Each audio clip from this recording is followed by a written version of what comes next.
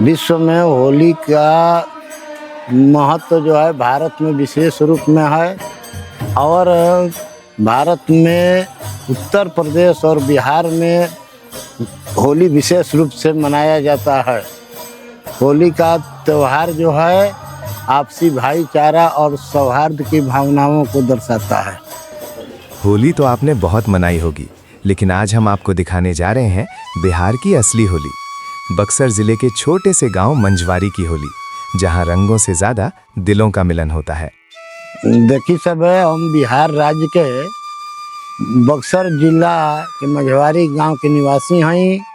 हमार नाम जनार्दन मिश्र है, और हम बहुत दिन से देखत आ रहल बानी। ऐसे तो हमार आयु 65-70 के करीब बा, लेकिन ये परंपरा जो हम बतावे जा रहल बानी होलरी के दहन के अनजाना के कि होलिका दहन कहल जाला। हमनी क्यों करा के होलरी जलावल कहल जाला, जबकि गांव के हर घर से लकड़ी गोईठा या होलरी बांध के सरसों के ऋण के लकड़ी में, और घर से आदमी ले जाला। जितना लड़का लड़की मर्द होले, लड़की ना खाली लड़का और मर्द जितना होले ओकरा से एगो ज़्यादा बांधल जाला, और ले जा कर के मंझवारी बेसिक स्कूल के नज़दीक में होलरी फूके के जगह सुनिश्चित बा, जहाँ की 200-300 बरस से ही चल रहा बा। उजे फुकाला होलरी यानी होलिका के दहन कइल जाला। कितना उदास हो जाता होगा मन जब होली आए, गांव की गलियां याद आए, दोस्तों की वो टोली, ढोलक की वो आवाज, सब कुछ याद आए, लेकिन चाहकर भी आप गांव की होली खेलने ना पहुंच पाए। होलिका दहन के सुबह होके यानी दूसरा दिन सुबह धुरहरी हमनी के निकलेला। सब युवा वर्ग के लोग जौन बाणे गांव के मुरलीधर ब्रह्म बाबा के स्थान पर जुटल हैं, बाबा के प्रणाम करल हैं, और ओइजे से धुरहरी शुरू होला।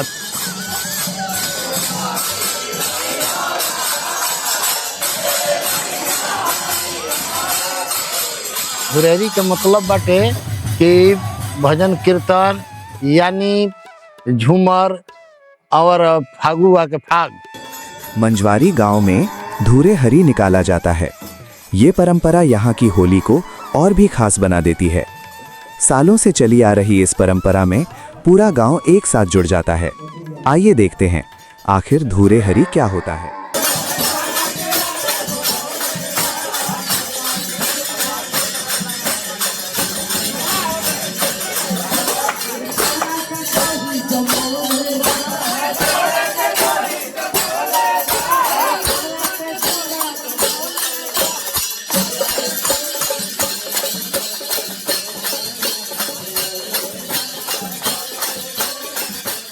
ये गोल जिस भी घर के द्वार पर पहुंचती है, वहां के लोग पूरे दिल से इसका स्वागत करते हैं। कोई गुजिया लेकर आता है तो कोई मिठाई या शरबत पेश करता है। यही अपनापन और यही मिलन गांव की होली को खास बना देता है।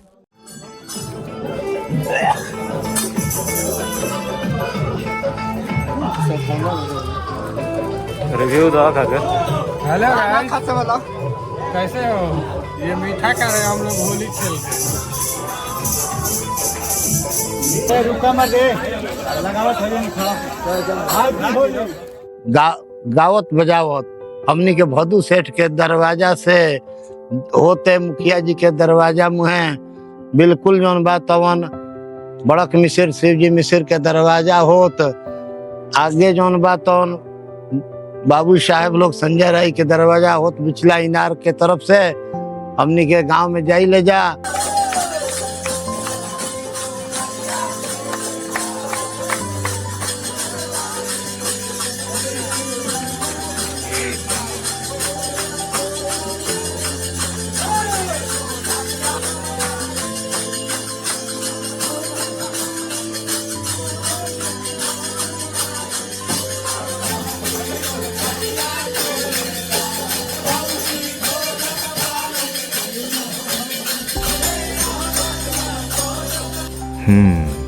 फिर शुरू होती है गांव की असली होली। ढोलक की थाप, अबीर और गुलाल की उड़ती रंगत और चारों तरफ गूंजती हंसी। यही वो पल होते हैं जब पूरा गांव एक ही रंग में रंग जाता है।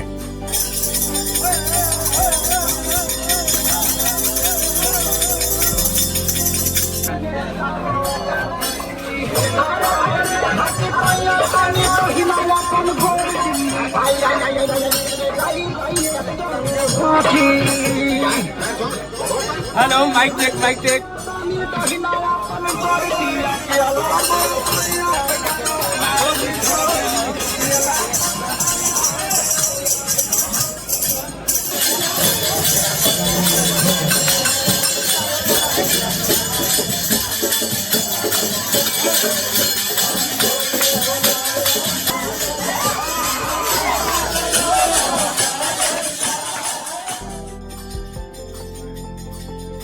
गांव की गलियों से गुजरती ये गोल अपने साथ खुशियों का रंग भी लेकर चलती है।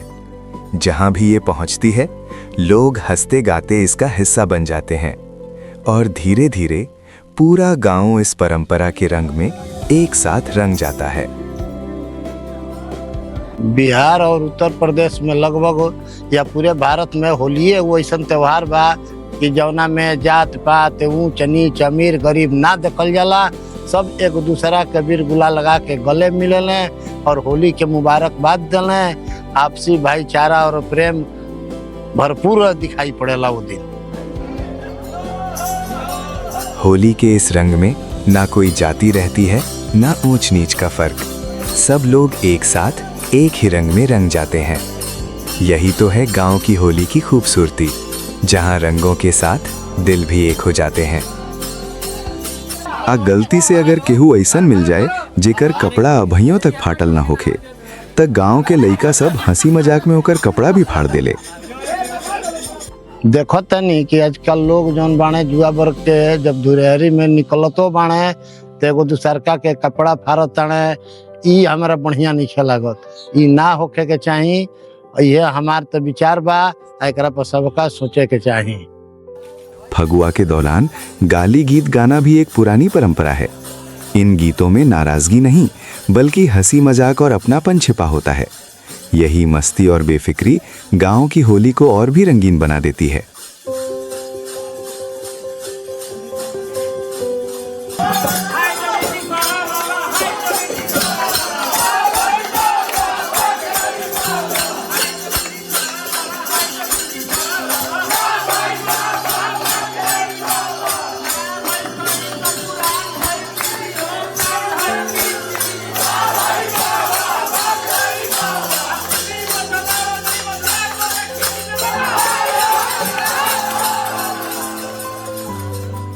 आजकल के जवान और युवा वर्ग के लोग होली और जोगिरा गावे में हिचक महसूस करता लो, एकरा से लगाव कम रखता लो। ये हमनी के संस्कृति हो, एकरा के कायम रखे के चाहिए। हमार तो ये विचार बा, एकरा के कायम रखी और एकरा पर विशेष ध्यान दी।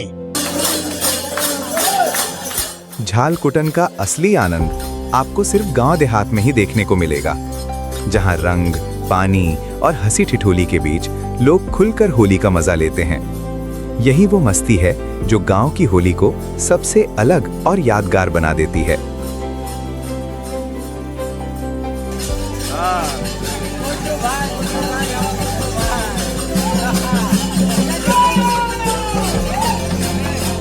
और पूरा गांव के भ्रमण करके गावत बजावत हर गली से नुक्कड़ से घूम के और पुनः 3 बजे के करीब, 2:30 से 3 बजे करीब अपना मुरलीधर ब्रह्म बाबा के आके जयकारी बोल के और धुरहरी के समाप्ति होला।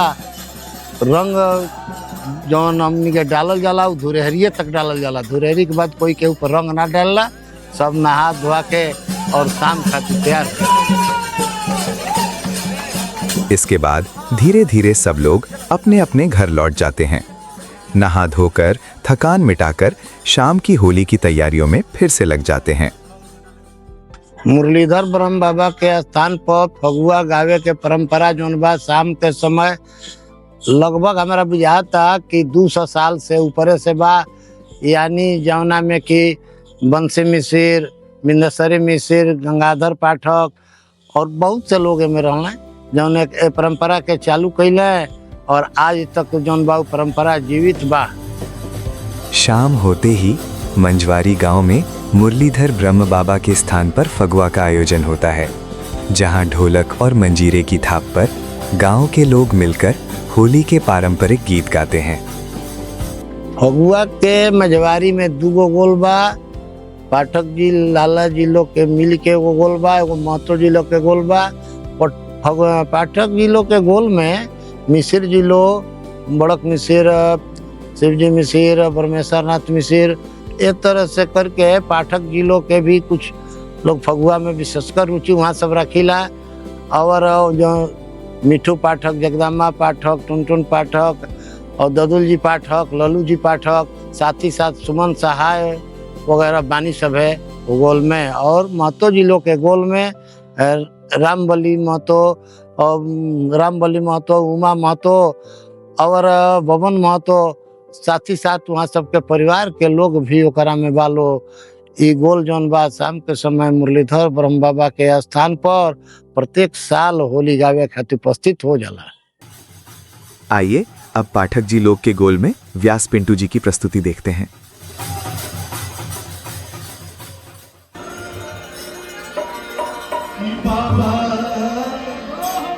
हरि हरि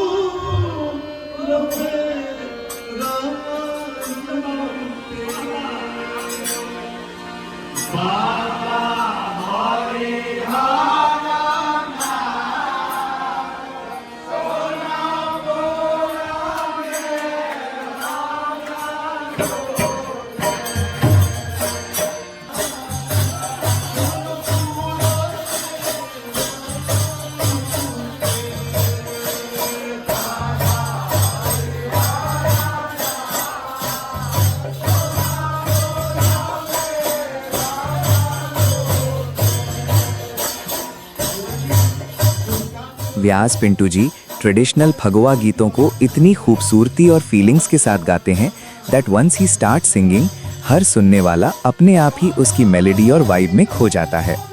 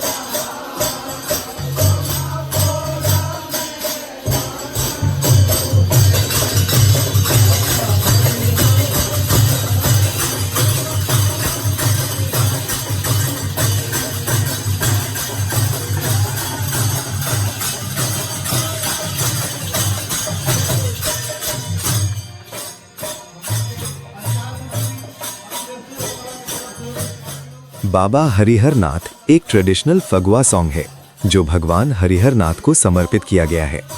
दिस song carries deep devotion and tradition और फगुआ के समय पूरे श्रद्धा और भाव के साथ गाया जाता है।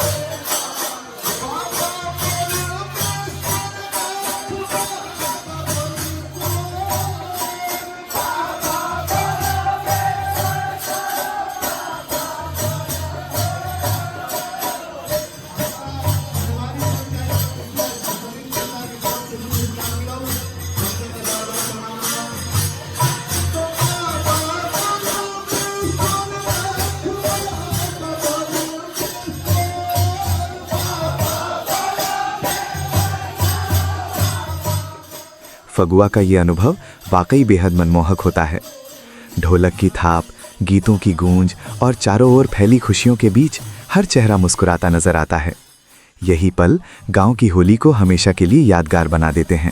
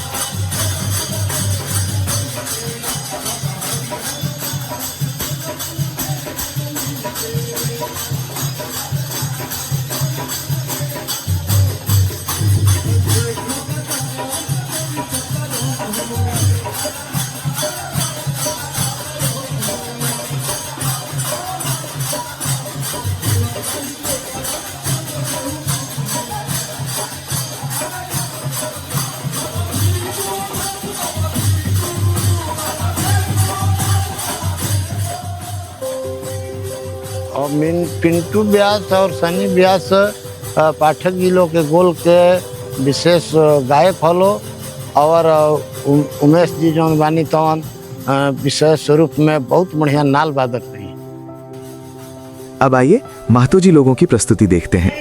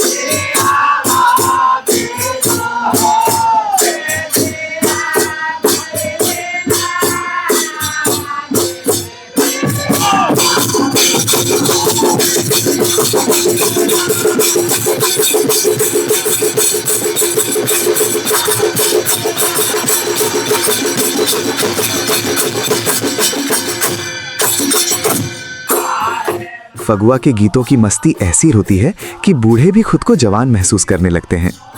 फगुआ का ये अनुभव वाकई बेहद मनमोहक होता है।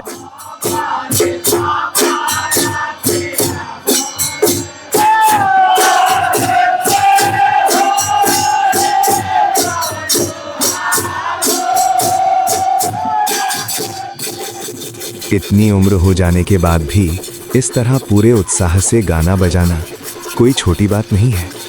यही तो गांव की परंपरा की ताकत है, जहां बुजुर्ग भी पूरे जोश के साथ फगुआ की मस्ती में शामिल होते हैं और यही जज्बा इस परंपरा को पीढ़ी दर पीढ़ी जिंदा रखता है।